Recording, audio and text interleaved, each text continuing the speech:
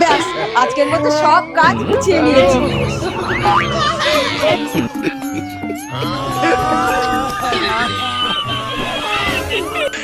কি গো, দুটো খেতে দাও তো। আমি পারবো না, বাসন মাজি, নিজে করে খেয়ে না। আচ্ছা।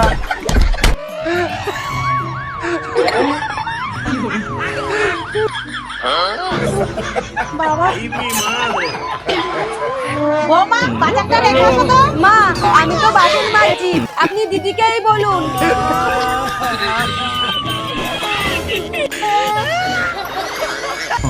কিরে, ওদিকে গ্লাস দিতে আর কতক্ষণ লাগবে? ওদিকে ঘরের রাস্তা সব হয়ে গেল। দেখ, আমি কিন্তু বসে নেই যে তুই আমাকে কথা শোনাবি। এই গরমের মধ্যে বাসন ধুতে কত কষ্ট হয় তুই জানিস?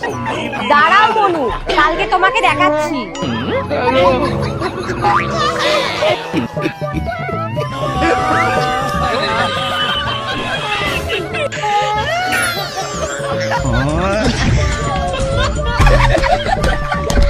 দিদি, আজকে আমি বাসনগুলো ধুচ্ছি, তুই রান্নাটা করে ফেল। কিন্তু শুধু দুটো বাটি? যা বাসন থাকবে তাই তো ধোবো নাকি? ঠিক আছে।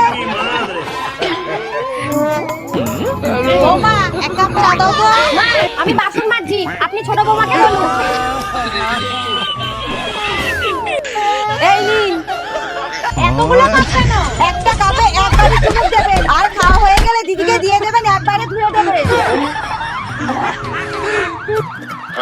এই নে দিদি, গরমকালে খুব জল খেতে হয় বুঝলি।